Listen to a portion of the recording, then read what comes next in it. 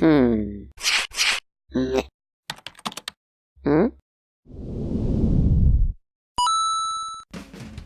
Всем привет! Вы на канале Легкая Психология. Сегодня мы с вами разберем интересный вопрос из области психологии, который мне, да и наверняка многим другим любителям психологии, долгое время не давал покоя. Как связана музыка с интеллектом? И связана ли она вообще? Все ли любители инструментальной музыки могут похвастаться высоким интеллектом, а любители попсы ненавидеть этих выскочек? Начинаем. Во-первых, чтобы сразу облегчить страдания терпеливых, скажу, что научных работ с фактами, подтверждающими это предположение, нет. Ну а тем, кому этого недостаточно, предлагаю сесть поудобнее и приготовиться размышлять. В первую очередь, прежде чем говорить о взаимосвязи музыки и интеллекта, нужно развеять распространенный миф о том, что прослушивание определенной музыки может изменить уровень интеллекта. Это не так. Самое распространенное исследование, согласно которому рэп и R&B негативно влияют на интеллект подростка, проводилось британскими учеными в конце прошлого века и до сих пор транслируется в интернете. К этому же разряду относится исследование, названное эффектом Моцарта, где испытуемым давали решить задачи на абстрактное мышление до и после прослушивания композиции Моцарта, после чего они показывали лучшие результаты. Давайте разберем по порядку. В первом случае исследователи просто измерили интеллект подростков, которые и раньше слушали любимые ими направления музыки, а впоследствии сделали вывод о том, что эта музыка негативно влияет на интеллект. Видимо, тот факт, что у подростка мог быть низкий интеллект и до того, как он полюбил рэп и R&B, их не смутил. С эффектом Моцарта сразу несколько замечаний. Первое — это то, что даже при первом исследовании общий уровень интеллекта у испытуемых не повысился, а выяснилось только улучшение пространственного мышления на короткое время. Но, как сообщается в последующем, никаким исследовательским группам после не удалось повторить результаты, из чего делаем вывод, что нет никаких доказательств того, что музыка влияет на интеллект. Так что не стоит сувать играющего Моцарта к животу беременной женщины. Ребенок точно от этого не поумнеет. Ну хорошо, скажете вы, а может быть можно судить об уровне интеллекта, опираясь на музыкальные вкусы человека? Для этого нам нужно разобраться в двух моментах. Итак, отвечая на первый вопрос, нам необходимо четко отделить саму музыку от песни. Песня наделена словами, она несет в себе смысловой подтекст. Отсюда ясно, что даже на красивую музыку можно наложить пустые слова. И наоборот, на простенькую мелодию накидать очень глубокий текст, который дает слушателю эстетическое удовольствие. Следовательно, когда человек слушает песню, он может восхищаться музыкой, словами, а также голосом исполнителя или вокалом. Если же разбирать музыку технически, то в каждом музыкальном произведении можно выделить а. непосредственно материал воспроизведения, б. форму, в. инструментовку. Согласно этим критериям определяется характер музыки и стиль. Но где взять нужные нам критерии оценки? От чего вообще нужно отталкиваться в оценке музыки? Может быть, есть какой-то эталон? Вот гляньте, самое общеизвестное правило гармонии в искусстве принадлежит правилу золотого сечения. Например, Бах в своем произведении использовал двухчастную форму, в которой соотношение размеров частей соответствует пропорциям золотого сечения. Послушайте.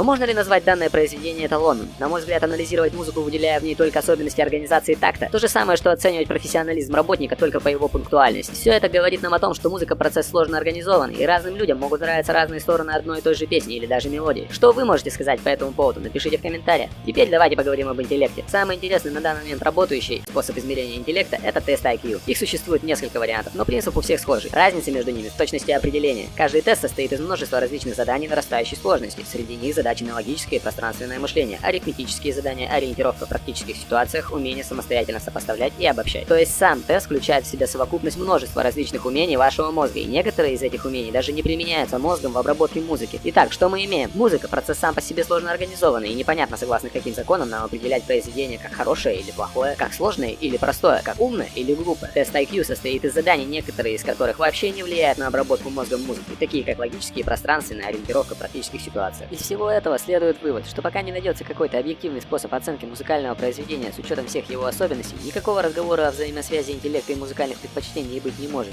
Однако, если такой способ найдется, то я обязательно вернусь к этому вопросу. А что вы скажете по данному вопросу? Оставляйте свои вопросы, комментарии, предложения под видео, и давайте вместе размышлять над психологические темы. Надеюсь, видео было для вас полезным. Подписывайтесь на канал, ставьте лайки, ну а я с вами прощаюсь. До встречи в новых выпусках.